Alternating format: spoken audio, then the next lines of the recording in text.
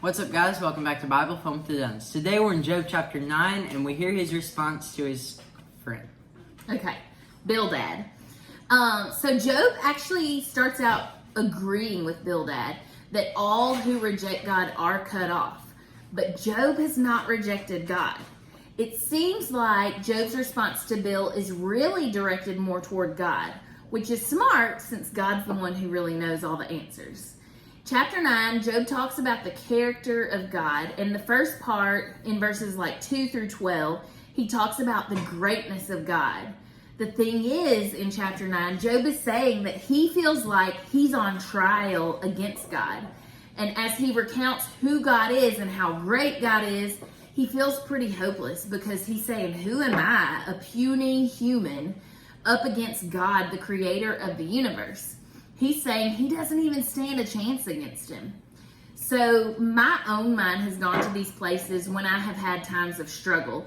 And Job feels like it's not fair. This isn't an even battle. This isn't fair. Life isn't fair. But if we are punished, he's thinking if we are punished, if we sin, if we're not perfect, we get these consequences. We are punished. Yet it's truly impossible for us to be perfect and to live a sinless life. Then it must be hopeless.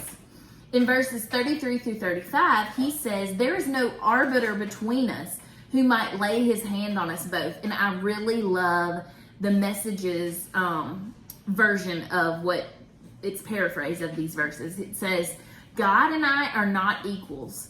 I can't bring a case against him. We'll never enter a courtroom as peers. How I wish we had an arbiter to step in and let me get on with life, to break God's death grip on me, to free me from this terror so I could breathe again. Then I'd speak up and I'd state my case badly. As things stand, there's no way I can do it. What I see in Job here and what I saw in myself when I was in one of my darkest moments, I had some of these same thoughts. I see spiritual poverty. I see someone who maybe has never felt need before this point. Maybe someone who has been pretty self-sufficient before this point because they've not experienced true need.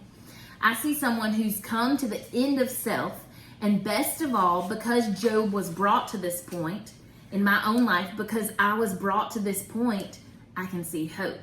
The Bible tells us, blessed are the poor in spirit, for theirs is the kingdom of heaven. This is the point that God wants all of us to get to realize our need for him. In verse 33, Job says that he wishes he had someone to go between him and God and to plead his case to God. But what Job doesn't know at this point, that we have the benefit because of when we live, we get to know this. God already has this person for him. What he doesn't know was before Job was even born, God provided this arbiter, this go-between, in his plan to send his only son, Jesus, to earth. He sent Jesus to live this perfect life that we cannot live and to die for us, paying the price for our sin, and then to defeat death and to come back to life. We cannot ask God to save us if we never realize that we need saving. And here, friends, is where we see that the process is the point. We find fruit, we find purpose, we find hope right smack dab in the middle of suffering. And yes, at the beginning of Job, we are told that he had a saving relationship with God. The Bible tells us he was complete. He and God had a relationship.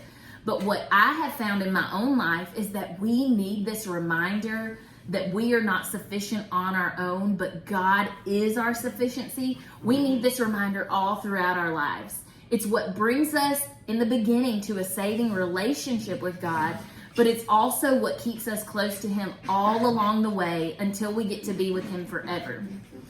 Like we've said, I think in this first chapter, Spurgeon said it, I have learned to kiss the wave that throws me up against the rock of ages. I think this is the perfect example of that. And yes, we're still smack dab in the middle of the suffering, but I can't help but see this hope and see this picture of Jesus in this arbiter that Job is asking for. Join us tomorrow, friends, for more of Job in chapter 10. See y'all. Bye.